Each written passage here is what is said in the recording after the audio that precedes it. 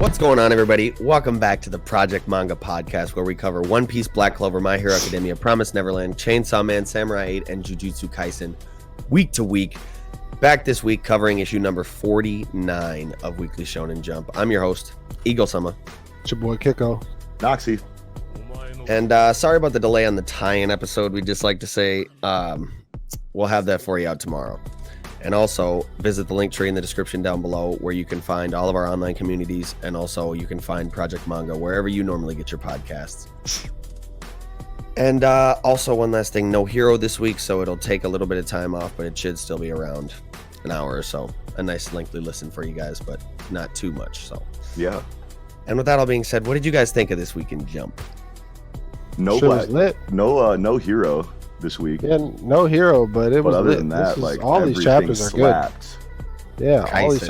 Kaisen. Hey, and I think I just might be bold and say it, that One Piece might have been the least exciting episode chapter this week. You know, like, it's not very often that it is, but yeah. I could tell that it's like that the next one's probably going to hit pretty hard. I think One Piece is on break next week, right?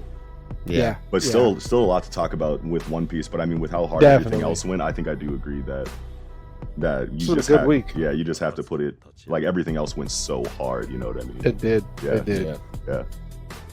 So with that, I think we can get right into Jujutsu Kaisen Chapter 82, Evening Festival, Part 3. Yeah, man. Man, this was huge. Big rips. What I want to talk about is kind of near the middle to the end. Well, then I could kind of just start that with once Kokito gets caught in Mahito's territorial expansion, whatever. Mechamaru's like powerless and just like, falls to the ground, like he just doesn't work anymore, and I'm like, man, really? Like that's what happens. Yeah, well, I mean, it's just like, well, you cut your Jutsushiki electricity off here, so or I don't know. I mean, because that's not really what happened. Eventually, he does end up moving again, doesn't he? Well, yeah, because I mean, and that's the huge part is that that simple domain is within the fucking domain for the week, the small domain expansion, fucking territorial. That's crazy. All these like. I love this like secret technique shit. Like I feel like we're gonna get a lot of these where it's like inside the clans. Certain clans have really like OD techniques, but they just really keep it secret from the rest of the world. Like, yes. I mean, we've seen it on Gojo's clan has a secret technique. I feel like a lot of these clans are gonna have, even the weaker ones, like apparently Mechamaru's. Yeah, seeing the simple area simple domain, or seeing the simple territory is cool, because we saw that before actually in the Goodwill event. Miwa, the one who uses Bato Jutsu, actually had a simple area that she tried to use against Machi, where it was like that little like perimeter around herself, like 2 meters or something like that, and anyone that comes within like anyone that passes her like threshold, she like instantly intercepts or whatever. The explanation. Nobunaga. Yeah, the Nobunaga shit. Yeah, exactly.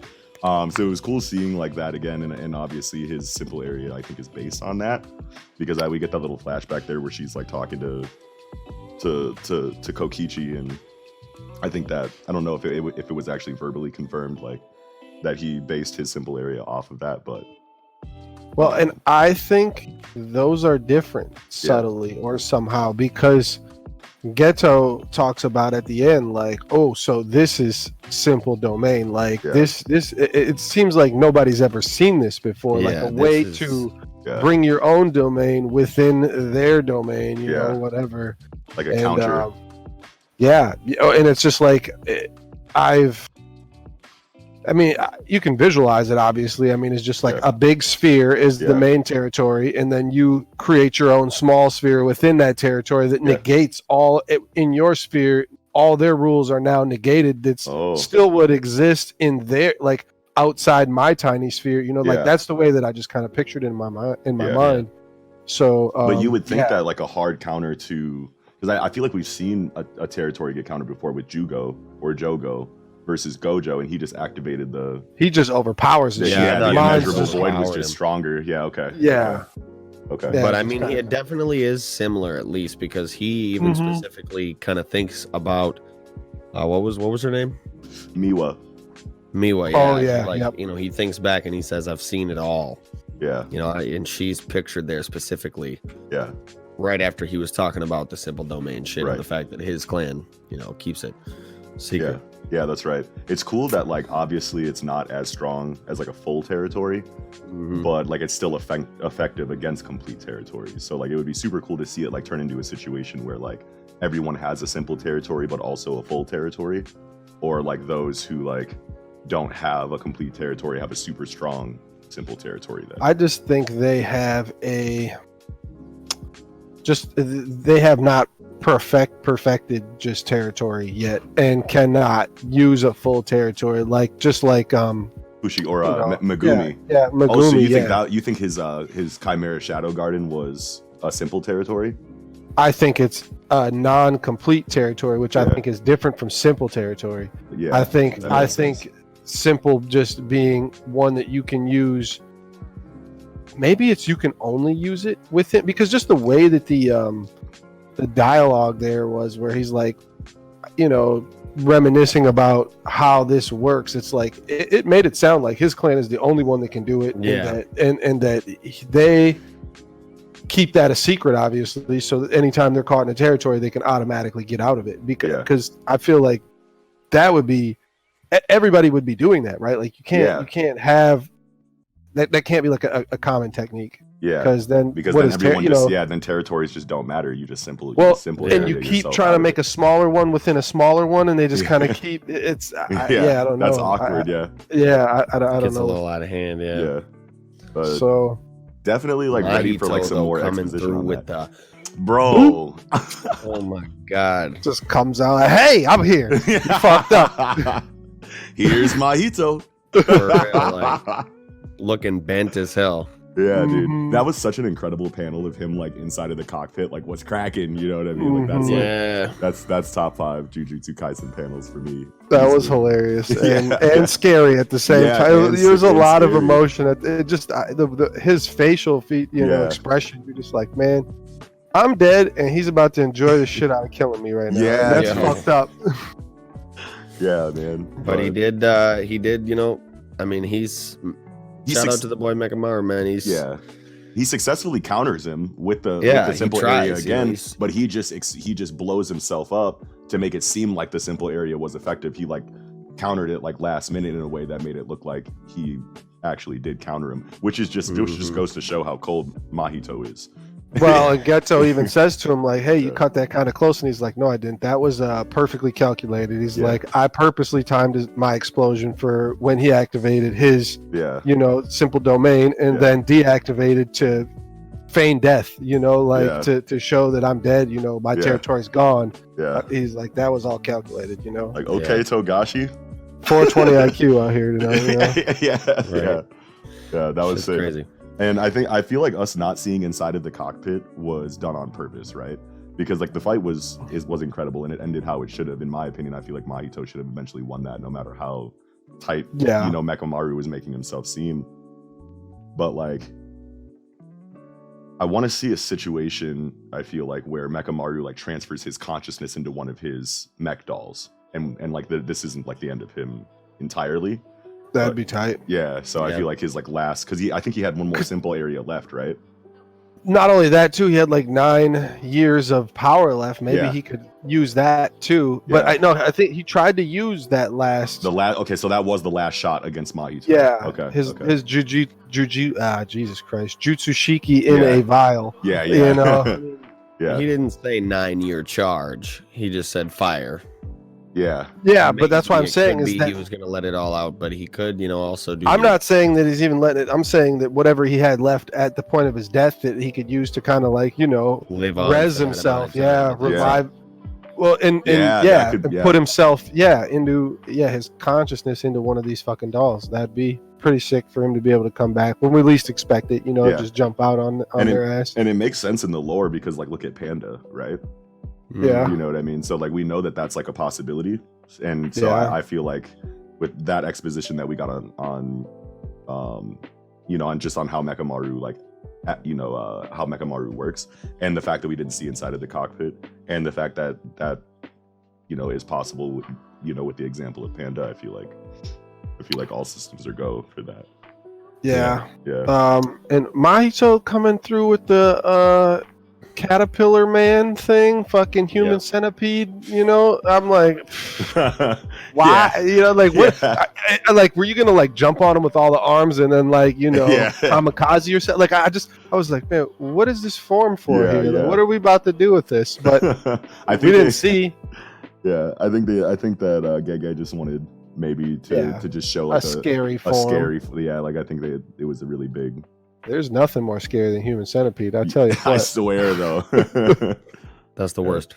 Yeah, for sure. But, I think we can probably move on now. Well, no, I think we went on one more thing. One more thing is that when Mahito and Geto are walking away at the end, two things that are talked about. That one I was questioning is that they've adjusted their terms of the commissioned curtain.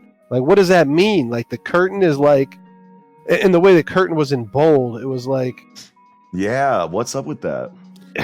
Maybe the curtain has to do with the alliance they had with Mechamaru, and now that they killed him. I almost feel like it's like, just a synonym for genjutsu or something like that. We've got this thing pulled over their eyes. Like they can't fucking, like they don't know what we're doing. And I don't know, like maybe that, or he could be talking about how he can jam his curtain ability where, like you which is like a territory kind of too in itself, where like if you're within this curtain area, like you can see what's going on, but if you're outside of it, you have no idea what's happening inside. Which is probably which is the whole reason why you had the curtain active, in case Gojo probably couldn't pick him up on his radar, right? Yeah, that must be. And then the last thing he says too is like, we have no problem endowing others with jutsu shiki or empowered words. So like whatever happened, whatever the result of this here is that now Geto can make more people shamans. It sounds like turn people into shamans without them, like having the ability to do so on their own. So maybe he's about to, accumulate some kind of small army or whatever to get ready for the King vibes. Some shit, some kind of fucking maybe just puppets. That fucking they walk and they're just drones and will fight with rando ability bestowed upon them. So, dude, I'm not ready for Gojo to get sealed, man. No. But I was having a conversation. Because they're talking about October 31st or whatever. That's that's 10 days. Well, I was under the impression that it like time skipped. Now we're on October 31st. Yeah, that's what I'm saying. The next chapter will be. Yep. Yeah, and I was having a conversation about that situation in the group chat, and like we were talking about how we thought that they were eventually going to seal him, because it doesn't like we can't figure out how they're going to do it, because like Gojo's stats are just too OP, right? No one's going to square up with him and seal him, so like I'm thinking it's got to be a situation where Gojo like voluntarily allows himself to be sealed, like some kind of ultimatum where one or multiple characters will die if he doesn't give himself up, because I can't see Gojo being beaten or falling into a trap or anything like that, because if it is like a trap kind of seal, as soon as he realizes what's happening, I feel like he'd be fast enough to get out of its range. Because when he was fighting against Jogo, like Jogo literally like blinked, and then when he opened his eyes, he had already went back and grabbed Yuji. Like when you're that fast, like how can anything physical reach you? And that's not even counting the the infinity. So it's like. Yeah, it's weird though. Like, what we get to see with Mahito though is that he's like, for lack of a better word, like he's just not playing at all. Like he's no joke. Like he's definitely a high tier fighter, like caliber, and it's like just and the fact the throat right away type dude. But, and maybe he could, distract him enough, Gojo just enough where Geto can do some, like maybe if it's those two, 2v1 and with, of course, some kind of fucking, extra shit that we don't know yet. Yes, they got to trick them. They got to have a plan. They get them in the spot, and then they got these. If they're bestowing fucking jutsu shiki on fucking people and they can just hit him with waves of fodder, all Yeah. the other characters and separate Gojo. And then And that's then what I would see. I mean, that's the only way I can see. Other than that, they have to have stronger characters or very strong characters that we haven't really seen yet. Yeah, I would think. Yeah, they got to have some more people in their camp that they're going to pull out for like the big grandiose, conflict that we're eventually going to get. But I just can't see a situation where they run up on him and place something on him. I can't see a situation where they beat him hand to hand or 1v1 in any kind of way. Like, I feel like it has to be like, all right, look, bro, we got XYZ of your comrades. What's cracking? Yeah. Mm-hmm. Step into this seal or it's over with. Definitely. Like type shit. I don't know. Yeah. But that's all I had. Yeah. The ultimatum. Yeah. Yeah, we can go. We can move. We can move on to chapter 25 of Samurai 8, Encounter. This chapter was amazing. It was very good. Buddy, M.A.N.G.A. Yes. got the Nagi Nada. Bro. I got hype as hell over that. I love his weapon. And just seeing all these different kinds of Samurai Soul like weapons. Yeah. Is tight as hell to me that they're not just all fucking samurai swords like we were talking about before. Yes. And I think Kishimoto knew that he had to have like a diverse, array of samurai souls like moving forward. Yeah. You can't just like, even if it's a samurai story, like you can't just have all swords, you know what I'm saying? But great pacing. In this chapter, we got some world building. I'm sure a lot of us expected, the organizer to be on some fuck shit, but I don't think anyone expected the twist that we got here. With Kotsuga and Ben-Ki. And I want to touch on, some things before we really get into that, but character designs just keep getting better and better with every new character that's introduced in this story. The sniper's holder standing on the side of that like rock formation, that like that obelisk or something like that, and he's standing on the side and he's like, got him inside of his wings, right? And his wings are working as like a platform and cover at the same time. Super sick, dude. Yeah. That was a really good, and it just makes a lot of sense that sniper type samurai would have bird as a holder, see far, high vantage point, that kind of shit, so I was like, that's pretty tight to have those two working together. That's a lot of good synergy there for them. Absolutely. Hachimaru's exchange with Ben-Ki was great because it's qualities like that like we just love seeing in our shonen, main characters, right? Like you like, be my friend. Nah, I only care about money. All right, bet. I'm gonna hire you with the money that I win when I beat you. Then, you know what I mean? Like it's it's quotes like that are like, okay, Hachi. But then you get the revelation that he ain't even the key. No, just a little bitch ass. Even the key. Yes, and like that was huge. And then like an Oni like race. Yeah. Give me all of that. Give me all of that. Hell yeah, I love that. Yeah, dude. And then the twist that we get here. Oh, go ahead. Well, I was just gonna say the style, his fighting style is Gozanzi. I saw like something different in the scan. Manga stream, but then it's like when I read Viz, I'm like, this is probably like 10 letters shorter, so I'm gonna fuck with Gozanzi instead of whatever the hell they had. Super crazy Buddhist like word. I mean, I'm all for the Buddhist lore. I'm all for like the Buddhist like lore in the story, but like some of these names are like, it's like I can't take 42 letters and there's a bunch of V's and J's and shit. I'm like, yeah. All the V's and J's. It's too many consonants in a row, dog. I can't. No, it's too much JJ on that. The JJ style 38. But yeah, dude. The twist though that we get with Kotsuga and Ben-Ki was not only like impossible, to predict, which is crazy in itself, but I feel like when you've read as much manga as we have, like we're at a point now where we can kind of like see these things coming, right? Yeah. So it's great to be surprised, like the way that Kishimoto surprised us this week. But like the situation has me wondering, about Kotsuga and Ben-Ki and possibly even Ryu's like relationship prior to this, right? Yeah. Because like if Ben-Ki does this kind of shit regularly, I can see his history here being something along the lines of like Ryu winning a previous fighting festival and Ben-Ki stealing his soul, which would be like the origin of his amnesia, right? And then Kotsuga's like, nah, like that's my guy. And Ben-Ki's like, all right, well, you got to do my bidding if you want me to restore your friend. I'm glad you suggested that because Isn't that what it feels like?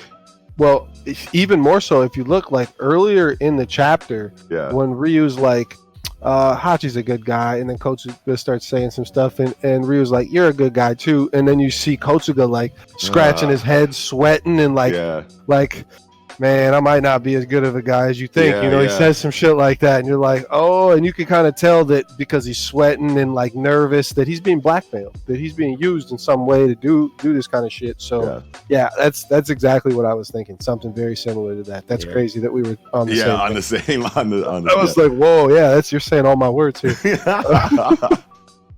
But dude, I just feel like it has to be something like that because like, otherwise I can't really. I mean, obviously we might get like new exposition like later, but I can't see a situation where that's not, the cause for Kotsuga's origin here or more his motivations here. You know what I mean? Because it's like, why else would you be on some slimy shit like that? Yeah. How about Dharma's fucking scanner? His scanner's OP. Scan the shit out of him, and even this Captain Sen, that's who fucking Hachi fought earlier, and that's really tight too. That him and his princess are floating up, monitoring the shit. Like that's him. That's one of our targets. Yeah. And it's wild that this fucking cat just fucking analyzed him in seconds. Who the fuck is this guy? Right. He's some real shit here, and that's good to see that. But yeah, I mean, when Kotsuga fucking just flips and pulls the shit out and runs and fucking. Dude. I mean, he grabs our beautiful, poetic, noble land mermaid here, and then what are we gonna do with her? Well, I mean, if you look at this panel on page... Land mermaid. You couldn't even get it out. Dharma's right next to Anne. In this panel on page 17. Should have hit his ass with the fucking... Vajra Yaksha. To the next, the final panel. Dharma should be like right to Kotsuga's left. Yeah. So he should be able to do some shit. Beautiful poetic land mermaid. Beautiful poetic noble land mermaid. Oh yeah, she's noble. Sorry. She's noble. I was thinking Hachimaru is going to be the one to stop him. I don't know. Dude, this is 2 times now. He learned the lesson specifically. I know. That's why I think this time he's going to blitz back and... I really hope so, because Hachimaru can't take the same L twice within chapters of each other, you know what I mean? Right. And I would foresee it as Hachimaru stealing on him. And because he's like, you're not strong enough for me to use. And you're not strong enough for me to use my samurai soul on. And I can clearly see that you're doing this against your will. Like he's going to be one of those like, oh, I could see that you would have never did this if X, Y, and Z hasn't happened. He's going to be one of those. Plus, is Kotsuga even a samurai? Like, does he have the durability? Like, is he like an immortal type? No, like, he better not get hit with no samurai soul. Yeah, exactly. Yeah, that's what I'm saying. Like, can he even take a hit? Like a real hit from? Does he even have a key? No, he's not. He's not a samurai. He doesn't have the key and the samurai soul and all that shit. Yeah, so Hachi has to jaw him then. If he gets hit with the samurai soul, our boy's done, and it's gonna be sad. We're gonna be like, oh, he had like some kind of redeeming quality, whatever. They're gonna show the backstory, so it could go like one of those 2 ways. He either gets stolen or he actually dies, and we get to see some kind of tragic. That would be hectic, with it. Dude. What if Ryu? What if Ryu's the true key? I was actually thinking that. Yeah. We're on the same page about that. I was thinking that as well. Ryu might be the true key, but we haven't seen the shining white from him. Yeah. Well, that's because he doesn't have his soul. If what we were talking about earlier is right. Well, I mean, he still has a samurai soul. He has 2 samurai souls, which could be why he has. And he does still have a key within him. I'm pretty sure. Yeah, he definitely has a key, and that's why when he has 2 samurai souls, like maybe that's like somehow there's like another samurai being that he kind of like took into himself, and like the 2 minds are fucking his like memories up. Yeah, maybe. I was thinking like if Ben-Ki took his original soul, that he just has these others inside of him just so that he can have a consciousness, but like it's not him. It's not like actually like him who he is. And then when they beat Ben-Ki, they get his true soul back, and then his memories are restored, and then he's back to who he was originally, is what I was thinking. Can't help make me think of like Naruto, where you got the fucking Grim Reaper Death Seal, and you're like pulling the orb soul out of him, right? And it's like that are they gonna pull the fucking samurai soul out of people forcefully and crush their shit or something? That'd be pretty tight. That'd be sick. Damn. Yeah, that's all I got on this one. This was good, man. Good stuff. Yeah. With that, we'll move on to Chainsaw Man chapter 45. a fine day for explosions. Hey. And my son Beam went Megalodon on her ass, but yo, got his shit. He got one-shotted. He got one shot right quick. He wasn't it, you know. But then I love to see him go Megalodon. That was pretty tight. But Reze is so OP, dude. Like, how do you fight that? That's like Bakugo on drugs. Yeah, right. She's definitely strong, but I think Beam might just be trash too. Like, I mean, he better find a way to like pull you into the ground when he's in the ground, like pull you in or something. That's the kind of fighting style that you would expect, right?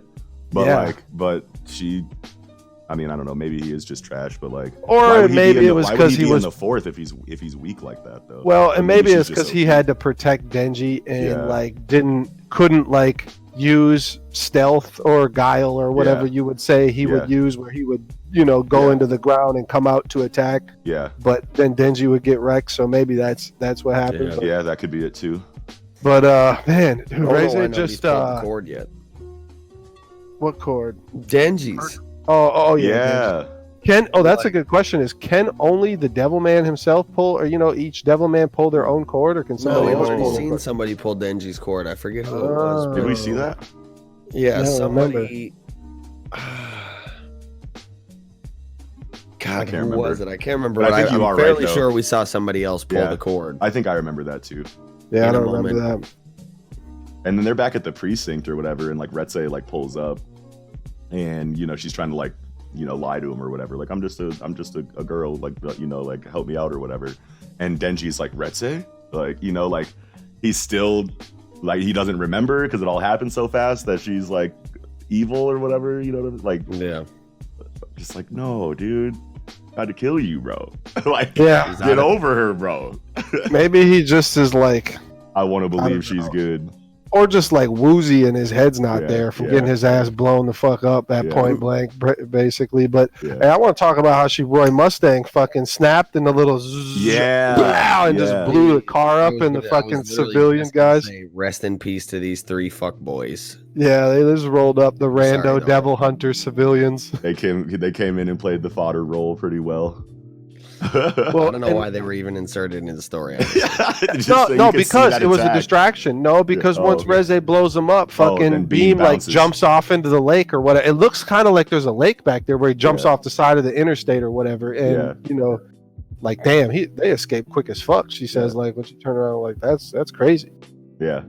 But I also like the dialogue about how when Aki's talking to this guy from the 2nd Division he used to be with, and the dude's like, yeah, man, I'm going to be fucking vice captain in 5 years, and you should join or whatever. And Aki's like, yeah, whatever, kind of, yeah. And then fucking M.A.N.G.A is like, fucking, like, why didn't you tell him you'd be dead in 5 years? And he's like, how the fuck do you know that? Well, and that's the difference too between the manga stream and whatever I saw, or I was reading it off Manga Rock too, whatever that one comes from, like Kiss. But those two both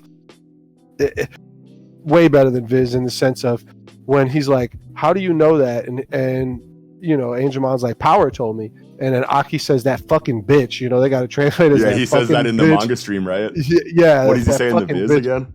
Just that damn devil. It's like, oh, come on. This is a gory, bloody, explosive, gross fucking, like you could go a little harder for that. Like why do they make this for kids too? Like why are we it's like it's whatever. It's still published in the same publishing company. You can't. Yeah, sure. Yes, you can. You can. I mean, change. Obviously, the subject matter is a little bit more mature in this story. So like if we're gonna be having like body parts flying off and blood flying everywhere, like maybe we can get a swear word or two. Yeah, I feel like you can say fuck verbal profanity is a lot different from like the shit that they want their kids to see. Yeah. You can still say the F word one time in a PG-13 movie. So that's all I'll say. It's whatever, man. Like I don't. As far as the examples they want, I just and their children. I mean, in their culture. No matter what, though, like no matter what, we understand that they're looking for to try to hit the most marks as possible. I guess they want the widest audience. Yeah, and they want to stay like, I don't know, in the good graces of. But it's just like that damn devil. I just you just have different stories with different fucking, you know, like you could just tell, like when you read Chainsaw Man versus when you read Fairy Tail, you know, like, or I don't know, whatever, something else. There's just like a different atmosphere of this shit. Like this is dark and very like just fucked up in a lot of ways. So it's like we could probably let a couple of these swear words go. Yeah, but I mean, regardless. Yeah, it's fine. I mean, it's fine. We'll harp on it maybe once a week, but we'll see. You know, just in each chapter, and not in each chapter. Like we get like one chapter a week where I'm like, man, especially since I'm reading them both now every time. Yeah. But whatever. The biggest thing to take from this whole thing that we have not talked about is that Beam says straight up that the bomb devil is a gun devil's ally, and the dude's like, how the fuck do you know that? And Aki's like, how the fuck do you know that? And he's like, I promised Makima that I wouldn't say, because if I do, I'm dead anyway. So because Aki's like, I'll kill you right now if you don't fucking tell me. And that's right. And he's like, I can't tell you because I'm gonna die either way, you know. And I promised Makima, and I'm basically more scared of her than you anyway. So well, she's gonna like thunderclap his ass like she did all the civilians if he tries to tell her or some shit. Why wouldn't Makima want that to be known? Unless she's also a scheming bitch. Yeah, unless she's. But see, that goes back to what we were talking about, a couple weeks ago about her affiliation with the Gun Devil, right? Because I feel like every week we say she's the gun devil. I know. And I don't think she's a gun devil. And now I might not even think she's affiliated with him. I just think that we're going to get this huge fucking reveal on this fucking association that these people are working for, this gun devil association. And there's going to be like some real fucked up shit where it's like they mass kill people in order to like keep their business alive. Yeah, and keep their devil like just people scared of devils and stuff, like keep their money, keep money coming in and shit like that. That they're just gonna be on shady shit to make sure that they, get their bread or whatever, get their power, can control government, whatever it is.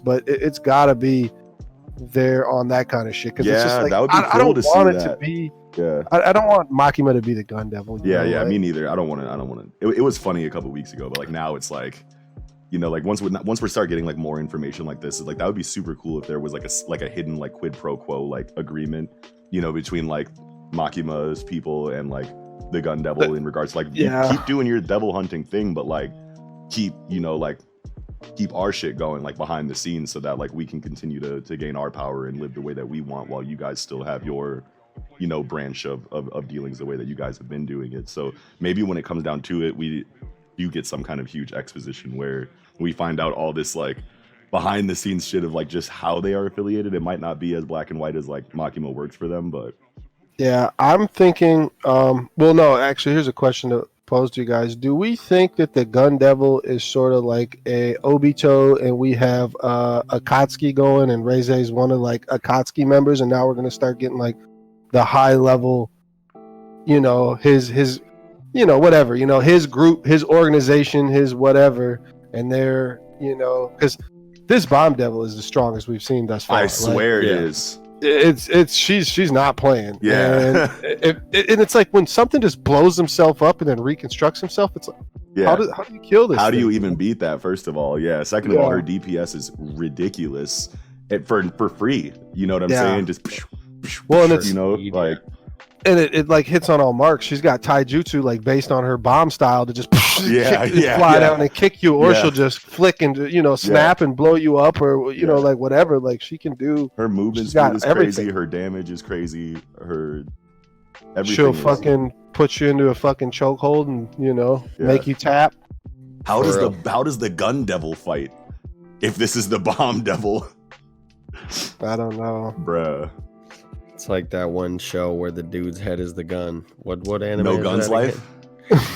Yo, No Guns Life is the gun devil.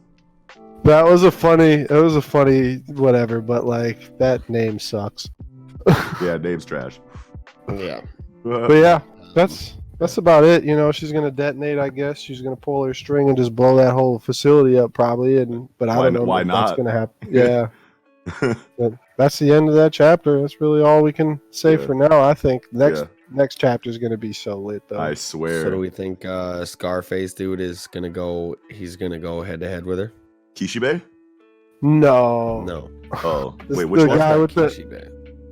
the guy with the scar across his face. Oh, the one that was talking to Aki.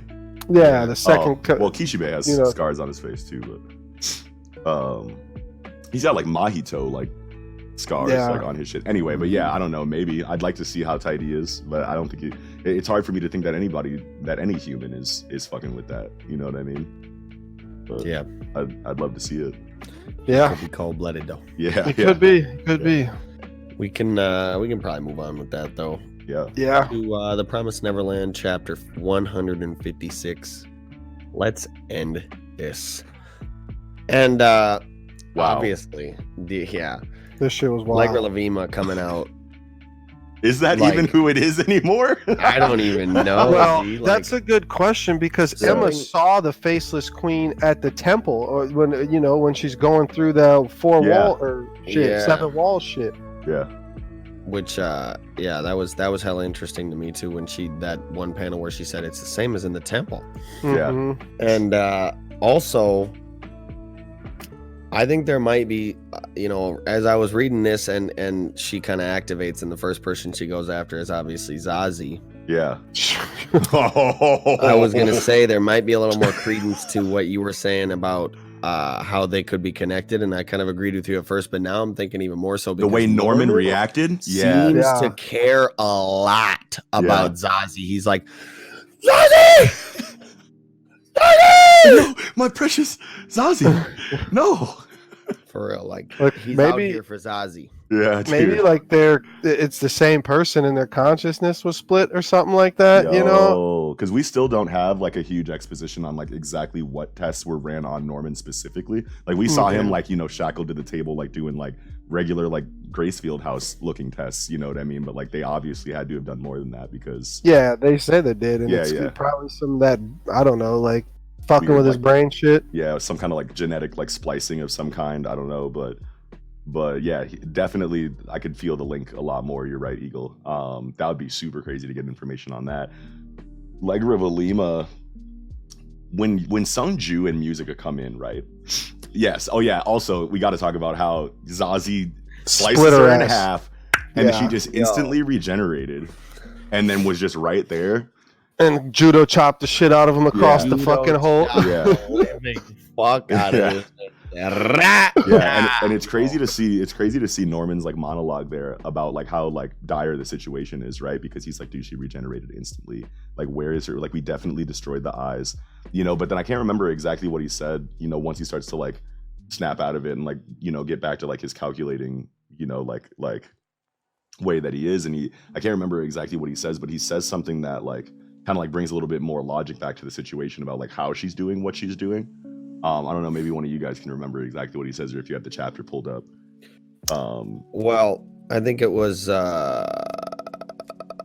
it's possible her core moves or is hidden or is located in a different location from the others. That's what he said. No, this is what Norman says. He's like, she doesn't have any eyes. We definitely destroyed them, but she still can pinpoint exactly who we are. So she's seeing us still.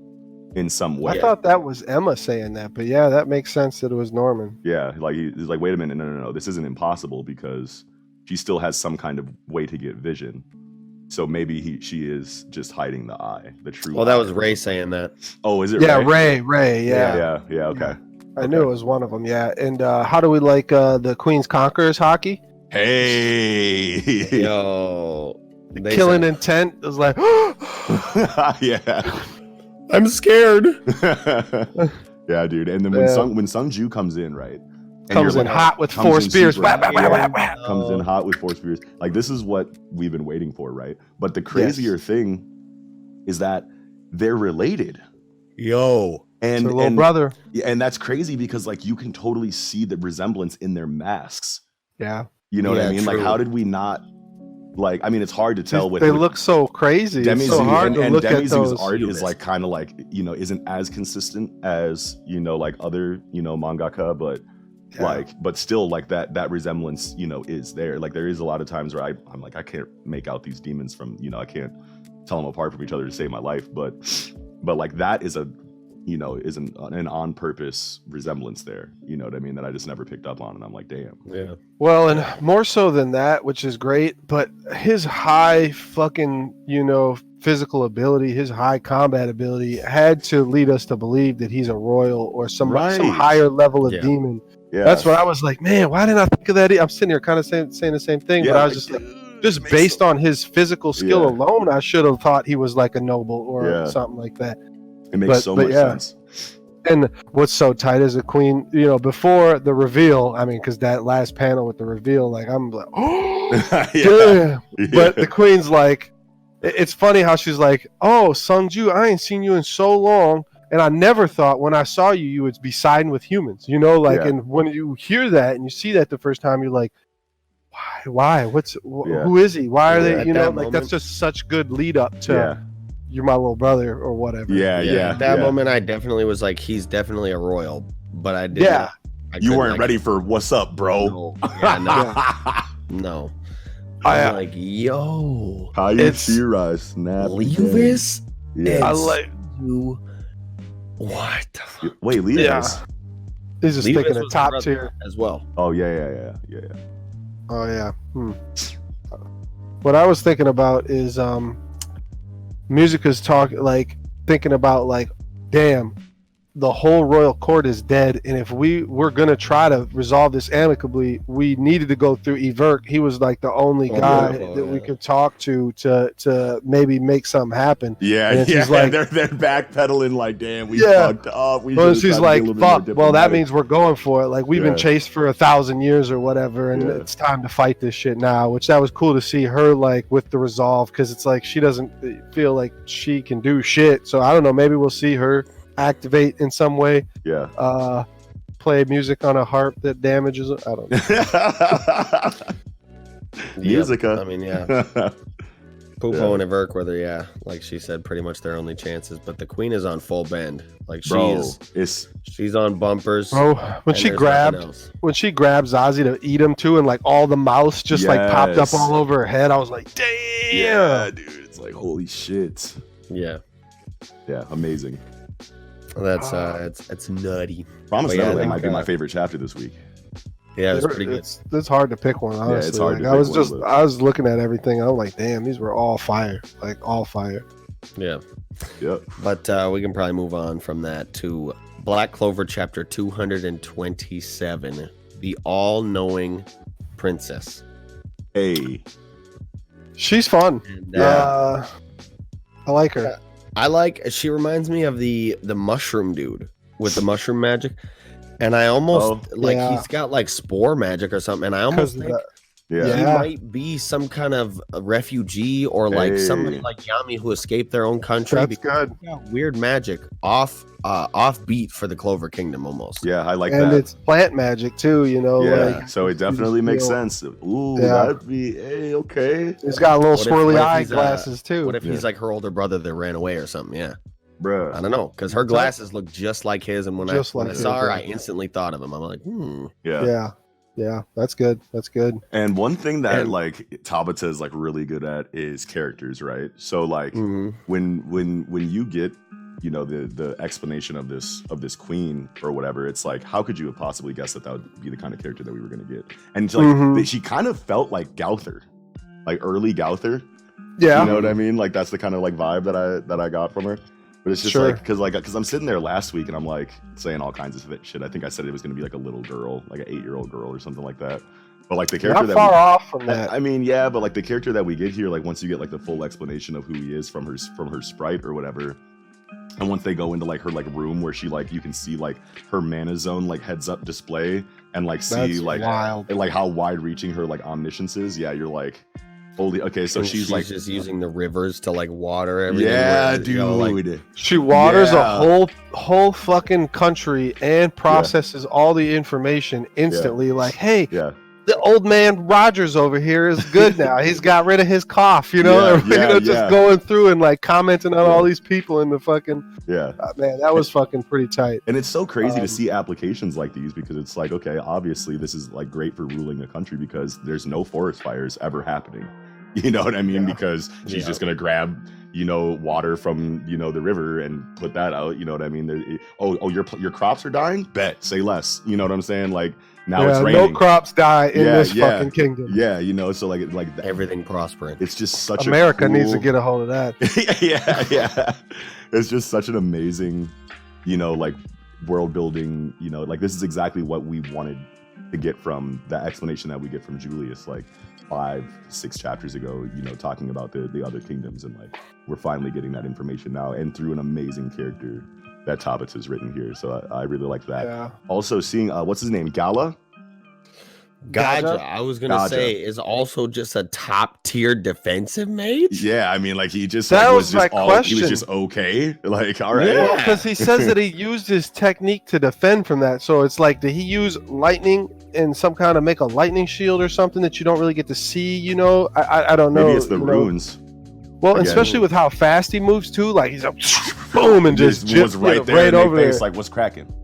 Yeah. And then he's like, all right, I'm just kidding. Yeah, I'm just kidding, guys. I just wanted to gauge your fucking power levels out here. Yeah, and you think he's a douche, and then you find out, like, no, we need to make sure that you're strong enough to fight these devils. That was huge. Which kind of blew me because, like, I guess they had to come off this way, but they were like, the way they're like, just the verbiage, they're like, oh, like, I'm taking the devil, and like, we're about to yak on you motherfuckers. Yeah. Like, and no mercy. And then now, I mean, I guess, to truly provoke their like fighting ability out of them, they would need to be ruthless. That's really good. That's really good subversion from Tabata there too, which is something that like I don't even really expect from him as a writer, because I mean, like, how often do we see complete twists on motivations like that in this story? You know what I mean? But that's like, it's kind of to be expected, I guess, because it's like, if we come right in and we're fighting the queen. Yeah. There's got to be a little bit more to this. Yeah. We're not going to skip you to final boss fucking 3 chapters in. Yeah. I mean, I wouldn't put it past Black Clover as a series. Their pacing has always been crazy fast. They got the Mario flute where they just blow the flute and fly to the last board. Oh, no. But I love how they talk about how nobody below a stage 1 can even keep up with the devil, can even see like a devil's movements. So like that's really good. And then so Gaja ranked them already in the previous chapter, right? He said that Noel's 1. Said Noel's 1 for sure. Yeah, and they just said that's all they said was Noel was 1 and then Noel's 3.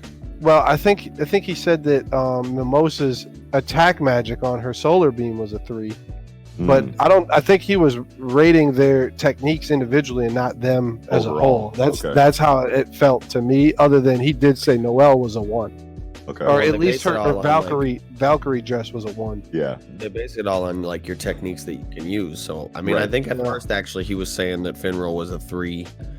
And then he was surprised when he was like, oh, he's accurately manipulating space in a place that he can't even see. Right. Yeah. I think that was with help from Mimosa. Like, oh shit, this motherfucker's a little different. But maybe 2. Yeah. But yeah, that was help from Mimosa, so maybe he is a 3 still. But and that would make sense, like that both of those are, because they're both support mages. Like Finral and fucking Mimosa are support mages, so like that makes sense that they're 3, and that's fine. I agree. Once you can start gouging out people with that fucking spatial magic like your bro, you're not going up any levels, buddy. But I mean, I would like to see, because Mimosa is kind of a she's a medic type of mage, but it's a common theme with like medicinal things and themes where it's like there's a very fine line where you can be very deadly, with medicinal herbs, chemicals, this and that.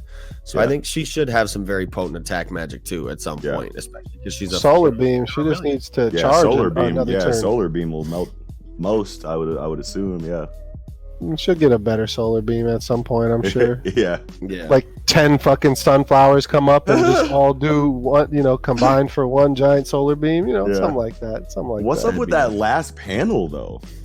So what's good, Crollo? I know that was wild. That was wild. And like, how does a spade dude just demolish like a whole diamond army? And it's not even just the diamond army; they all had diamonds in them, just like Mars and shit. Like he wrecked a no joke fucking army. Like that was not just fodder, you know. And Luck even said, or no, maybe it wasn't Luck, but someone was like, "Yo, there were captain level dudes in I think Magnus said that, and then fucking, you know, Vanessa's like, "Don't get any fucking ideas," and Luck said, "This is the first time ever in my life I do not want to smoke. I don't want to smoke, boy." Which is just crazy. Like smoke too thick. Yeah. He did not want it. So like, what is that? Shit milky. Yeah. Is that Maggie Kula's like main you know, homeboy? Or just vassal? Like he's inside him? Yeah, vassal. That's a good word. Yep. Container. I wouldn't think they would that would be that. I mean, maybe they could be showing him off right now, but I think that's like it's gonna be like, yo, this isn't even the top dog. Yeah, I mean, I would be too strong. I would be disappointed if that was Maggie Kula itself, right? Because and I don't think of it as, but you know, like it's so hard to say because like what other devils, you know, like Asta doesn't have like a devil that's possessing him. I feel like it's just it's his grimoire is a devil is contracted. In the grimoire. In their grimoire. Yeah, I think that is that. Yeah. So maybe Maggie this dude Kula is just gonna like be the demon itself. Yeah, no, not the demon itself. I didn't think that either. Yeah, I think this dude is just like Maggie Kula's like avatar or something like that. Yeah. Yeah. Oh well, no. That's his. No, that's his. I was saying I don't Kage think Bunshin way out there. Like I think he's gonna be like the devil in the last arc where he's just the devil himself. Yeah. Yeah, sure. I think so too. I think he'll have his own devil form. Sure. Yeah. But he can, you know, bestow. You know, how about like fucking Kimetsu no Yaiba, where he gives him some of his blood. You know, one of the demons is blood. You know, like fucking top hat, fucking gangbanger guy. Muzan? Yeah, there goes Mooch. Yeah. Rob Lucci Jr.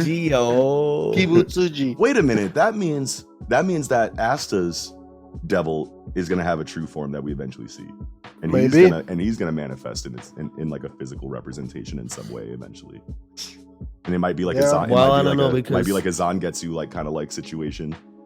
I feel like at that point he would like take Asta over completely, which is what he wants to do, so he can. Well, I feel like he wants to take Asta over completely. I feel like that's dialogue we got from the devil earlier. He was like, "Give your whole self into me, and I'll take over the fight."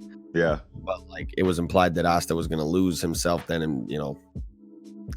I feel like the devil wants to take him over so he can actually come out and manifest his physical form, but I feel like that's something we don't really. Now I don't know. Maybe I'm a little bit more on the fence of it because you think of it's like a Naruto situation, Ichigo situation. You know, you got some kind of thing living inside of you that you're going to be talking with and battling with on some kind of internal thing. You know, but he ain't Kurama though. It ain't no candy for you. I'm a devil. Don't get it twisted. Don't get it twisted because I'll really possess your ass and kill you. Yeah. When I'm done with you. Could be similar, but the only thing else I wanted to talk about is like it was just kind of funny that both Asta and the princess just like come out with all the info, like they don't withhold anything. So like when they're talking, Asta's like, "Yeah, I got this devil in me, and I need to like figure out how to fuck with this shit or whatever." And, and they're like, "Yo, chill." And Sekurai's right there, like, I'm cursed too. I know. Sekurai's like, man, he just comes out and says all that shit, and then fucking, you know, he asked the question to the princess, and the fucking water sprite's like, nobody's gonna give you that information, and she just comes right out with it, and she's like, why the fuck you tell him, like, dude? And Tabata snapped on the art, that full page of the queen. Yeah, beautiful. All dressed up. Beautiful. Yeah, it was really looking real regal there. Yeah, dude. Yeah, beautiful. He can do it. He can do it when he want to do it. Yeah. Great chapter. Amazing chapter. Yeah, that panel was beautiful, and I think the dress is actually like I was gonna say I think it's like water. Ooh, it definitely does. The lower half of the dress, it looks kind of like water, but then I was, looks like maybe there's just water splashing around it. Now that I'm looking. Yeah. But yeah, I think that's about it for Black Clover, and we can move on now to Goat Piece, One Piece Wa, chapter 961.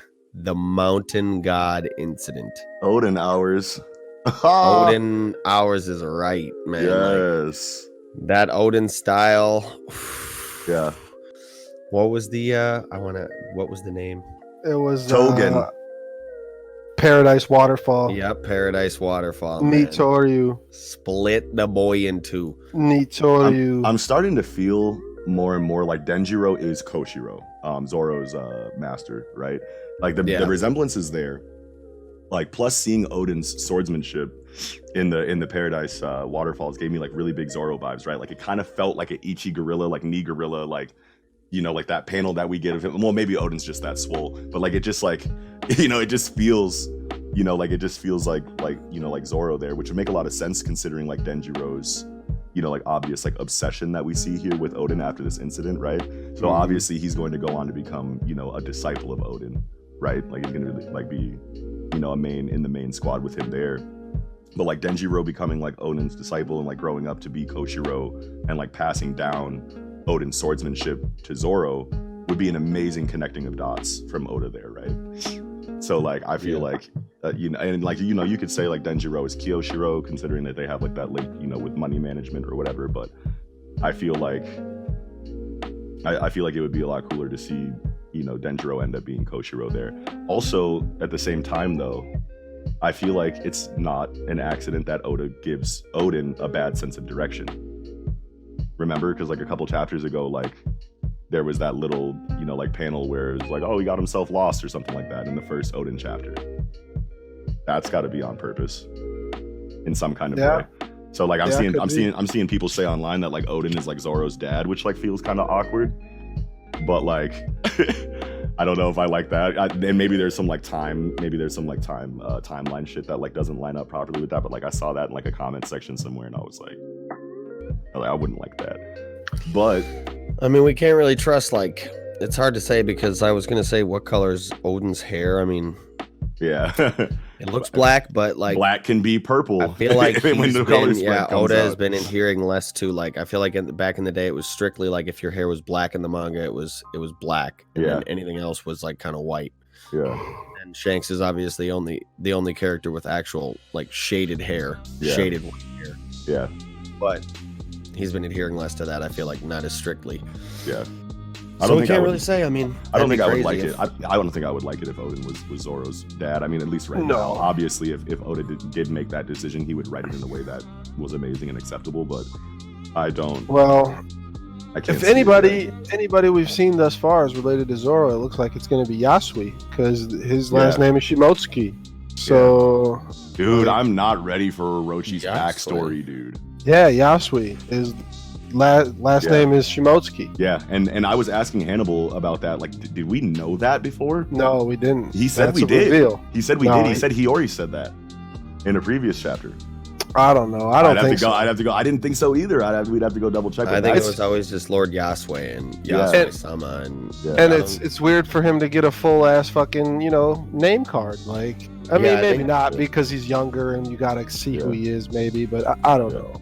I don't think we got that info before. I think that's the first time he's gotten his Oda box. Yeah. But that is massive. And like I was saying a couple moments ago, like I feel like I'm not ready for Orochi's backstory, you know what I mean? Because like look at the situation that he's in right now, right? He's such a bitch. Yeah, he is, but I mean like I feel like Oda is gonna give Orochi all this pathos and like we might end up like sympathizing with him a little bit by the end of this. And like Orochi is like the kind of antagonist where like I don't want to feel sorry for him at all for any amount of time. But like Oda knows how to, make you like characters that he made you hate earlier. You know and what's with him just throwing himself on the fucking water puddle? Like, hey, walk all over me. You know, it's like, why are you like? I don't know. Maybe that's just how Yasui ran shit, but it doesn't seem like that. Shit. Hey. I don't think Kisaki's jumping on the puddle and saying, "Walk on my back."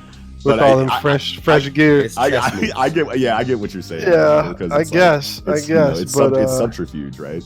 And it's like, and at the same time, it's like now this chapter is making me think like, okay, so that means that we're gonna see Orochi either kill someone for their devil fruit or like steal a devil fruit that they found, in some kind of way, like, and that's gonna be like how he like the power kind of like shifts in his favor, right? Because. you know, like he's obviously a servant here, so it's like we're gonna see a rags to riches story inside of Orochi, but like how underhanded are his tactics going to be in regards to his rising to the position that he's at right now, right? Because it's like, you know, like, are we going to see like Lord Yasui like kind of be like a piece of shit to Orochi to the point where he's like, I've had enough, you know, and like he snaps and becomes a piece of shit, or was he always a piece of shit? I don't think so, because Odin says right away, like, get this fucking get Orochi the fuck out of here. Like, who is this guy? Like, fucking, and Yasui's like, why would I listen to you? You got disowned. Like, fuck you, basically. But he's like, no, I can tell basically this dude's a piece of shit. And Yasui's kind of riding for him, like, hey, this is my new fucking servant, and don't worry about what I'm doing. You know, you fucking bitch. You know? I just don't want it to be a situation where, I mean, like, it'll be fine, but like, I don't want to feel for Orochi at all. Like, I don't want it to be like maybe not like a situation where Yasui is directly being horrible to Orochi to the point where he snaps, but just like things like happen like by accident or like coincidence that like makes Orochi feel like he's being underappreciated or taken advantage of and treated poorly. But like behind the scenes, it's like it couldn't have happened any other way, and it's not because of Yasui himself. It's just like, this is just the way that the shit fell on the table, and you happen to get the butt end of it. And now Orochi's just like taking that to heart and like just becoming more and more of a terrible person through circumstance, and not directly through Yasui. Yeah. Yasui was doing the whole thing where he was like going around giving people food and whatnot to make up for. I feel like he actually did say, like, in the past I was a piece of shit. That's what Yasui said? Other people were saying, in the past I was a piece of shit. No. And like he this way now because he wants to make up for all the, that's right. I didn't remember that. That's correct. If Orochi was a good guy and Yasui pushed him over the edge, I don't want to like Orochi, man. Tough. Dude, no. Oda, why are you doing this to me? Whatever. I'm here for it. I'm here for the ride. So, I want to say that we pretty much only talked about like 3 panels in this whole chapter so far. Know. Like, let's rein it back in. How about the cover story? Oh, yeah. Is that what you wanted to talk about, Keko? I feel like you were going to bring it back to the cover story. I mean, and not even so much. Like, the cover story is like not super, like, open everybody. Yeah. That's good. That's definitely good. But yeah, I mean, even so, like, I didn't know if we were really going to go all the way back there for how much time we've already kind of spent on it. But what I really wanted to talk about is how Kinemon's no bitch, and he went hard OG and came down with the fucking down with the Link fucking down swords fucking smash. Yeah. You love that, didn't you? That was your favorite part. That was your favorite part. And Kiko, both right in y'all. The fucking nose too, like boom, and then fucking gets smashed into the fucking. Be on there. I knew that was gonna be y'all's jam. But then he gets smashed into the fucking building too, like fucking pig just smashes him in, and then Kinemon gets like right back up, even after he gets slammed, and he's like going through, and it's tight because just the people are like, you fucking took the pig, like this is all your fault. Utsuru got eaten too, and he's fucking going through like a flashback of showing how Utsuru is always like riding for him, like Kinemon was stealing from people, and Utsuru was paying him out of her own pocket, like, I'll pay you back that he stole. And he's like, you better get a job. If you don't, fucking Yakuza are gonna kill you and you're gonna die. And he's like, what does anybody give a shit about somebody like me dying? Right. Like, so I'm not letting you flip any more of our taxes, Kinemon. That's the vibe I got. You ain't putting no rims on this Cadillac this year. And this pig is actually wide body as hell. Dude, the pig is big as fuck. The pig is wide body. It's a thick pig. And it's just classic Oda storytelling to have all of the blame be put on someone who didn't actually do it, and them allowing themselves to have the blame, right? And Kinemon tried to fucking fess up and say this wasn't his fault. And then Oda's like, nah, shut the fuck up. Like, I'll take you. This one. I'm just like, this man is a god. Like, starry-eyed Chopper, like, I'll follow him to the ends of the earth. And it's just so crazy how, like, Oda can't possibly overhype a character, right? Like, you know, like there were people that I saw like talking about it online. They were like, man, when we finally get Odin, like, you know, I'm gonna be mad if like he's not like all great, you know, all that great. And it's just like, no, fam, this is one of the best characters in the whole book. Yeah, you know what I mean? Shot that fucking pig like nothing. Like it wasn't. That was nowhere near his level. And he was 18. It said like this all happened when he was 18. Yeah, and he got that real. Yeah, and just just like his personality and like his story, it's just like I'm just always so blown away by like how well Oda performs in like these situations where like you're positive that that this character is not gonna live up to this hype, and then just blows the expectations out of the water basically. And it's like, what a unique character. It's still, how many like important characters are in this story? Like over like 1,500. You know what I mean? And like this late in the game, we're getting characters that you couldn't have possibly predicted that are amazing and fit in well with all these dots that he's connecting in the lore that he's establishing. Like 25 years later, like that's so crazy that he's able to do all of this. One person. Yeah. Goda. The goat. Yeah, dude. And I like the dialogue on like, what was it? And this will be tight in the anime with the narrator. Yeah. He said they say that the one hesitant step of all the men who wish they could go with Odin caused the capital itself to tilt. Bruh. Just so slightly. Bruh. That was nice. God, it's so all good. The honorable men. How is it so good? Real recognize real. Wow. They're all just, they wish they could live his way, but they're like, man, I wish we had this much freedom in our lives, because they got their obligations to, you know, and he don't live that way, you know, and that's like a true pirate. Honestly, he has the heart of a pirate. It's crazy seeing like how Odin has like all of the qualifications necessary to be a pirate king. Yeah. Mm-hmm. And just someone who is just probably not interested in that kind of life at all, but is just living it anyway. It's kind of feels like almost like, I mean, the way Luffy looks at being a pirate king and just being free, that Odin's like, I'm about to do what I want to do. It's like he wanted to be disowned. Like when he's walking away, he's like, fuck all that. Who gives a shit? Responsibilities? Disown? Yeah. Like, let me get that. Like why would I give a shit? Disown away. Disown away. No traditions. No, I don't got to worry about nothing. Like, I'm here for that. Odin, man. Yeah, good shit. How strong do you guys think Odin is? You guys think he's like when like if we're like comparing him to, you know, the hierarchy that we have in the story, like you think he's like admiral level? Wasn't there dialogue on it? No, there probably wasn't. I thought that, maybe I'm mistaken, but I thought there was some stuff said about how he was like about equal to Rayleigh. Yeah, I think there was that. Yeah, I'm pretty sure there was that they used to like, sword fight. Yeah, that they used to sword fight. The same level, they were out here. So that's definitely over admiral level. You think Rayleigh's stronger than an admiral? Yeah, because he's old as in hell, his and prime. he's old as hell. Fucking stalemating Kizaru, like nothing. He didn't take no damage against Kizaru, so it's like I don't think Kizaru was really trying like that though. A lot of people said there's heated discussion on that about like if the fight went out any longer, like it was implied like, oh yeah, he would have got him, but then Kizaru himself said like, oh, I would need a lot more than just myself to capture you. Did he say that? Oh, to capture you? Yeah. I mean, because capturing somebody is a lot harder than just killing them. Yeah. Yeah. Yeah. Or just beating them. I don't know. But man, but that's I think crazy. Prime Rayleigh is definitely like he's got to be able to square up with an admiral. At least. Yeah, for sure. Take him to a high diff fight. Yeah, for sure. Definitely. I agree there. Man. Oh yeah, I think. Yeah, dude. Man, I think that about covers it, huh? Yeah, I think so too.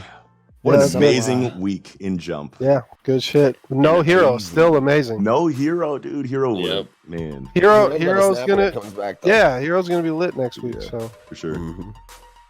All right. Well, that'll do it for this episode of the Project Manga Podcast. Thank you all so much for watching. Make sure you hit that like button if you enjoyed this episode of the Project Manga Podcast. Make sure you hit that subscribe button and that noti bell if you're new to the show and you've been enjoying us so far. Make sure you leave a comment down below and let us know what you thought of this week in Jump. And also visit the link tree in the box down below, and that's where you can find the link to our Discord and all of our other online communities. So come hang out with us there and do the ting. Do the ting. With all that things being said, this will be another stupendous episode of the Project Manga Podcast. Wrapping up, I'm your host, Eagle Summer. It's your boy Kiko. Noxie. Sarabada.